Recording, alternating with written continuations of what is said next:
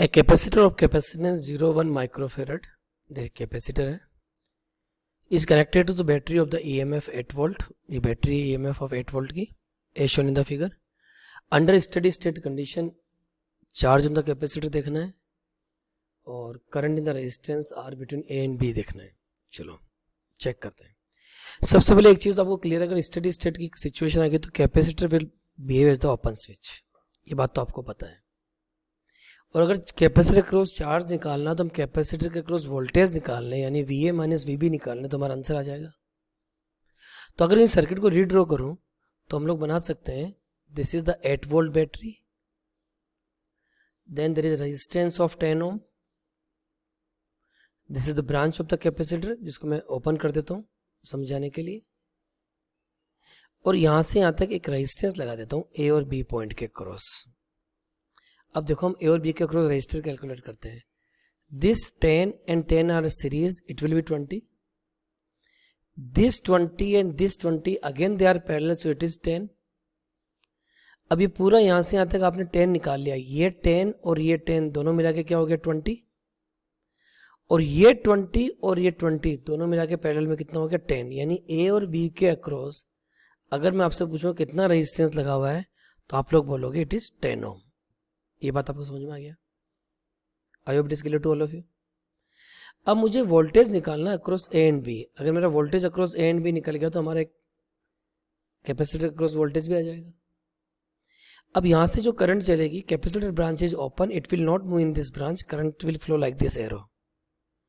And if I calculate what is the amount of current flowing, I is written as the voltage upon resistance.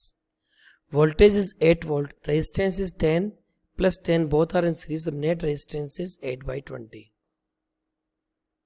Net current is 8 by 20. अब मैं voltage निकालूं across A and B, current in the A to B branch and resistance across A and B. Current तो series में same ही चलेगी तो current तो मैं कर लूं 8 by 20. Resistance across A and B it is given by 10. तो 0 से 0 कैंसिल, 2 4 जा 8, यानी voltage across A and B is 4 volt. तो अगर मैं आपसे पूछूं what is the charge across A and B, A और B के अक्रॉस चार्ज कितना है, तो आप लोग क्या बोलोगे, कैपेसिटेंस C इंटू वोल्टेज।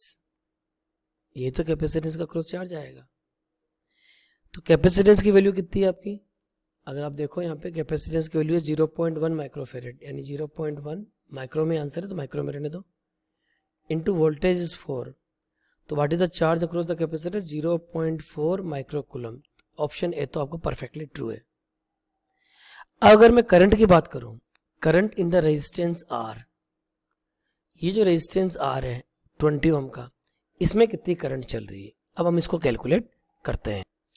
तो आप इसको देखो, थोड़ा मैं इसको क्लियर कर देता हूं जिससे आपके लिए समझना आसान हो जाएगा चीजें। देखो हम इस सर्किट को थोड़ा सा रिड्रॉ कर लेते हैं साइड में।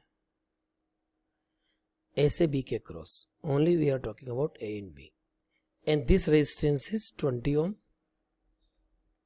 And here again I say 10 10 20, this is A and C, this is also 20, and this is your 10. Circuit is like this, okay. और यहां से जो करंट एंट्री मार रही है वो करंट कितनी एंट्री मार रही है, 8 by 20।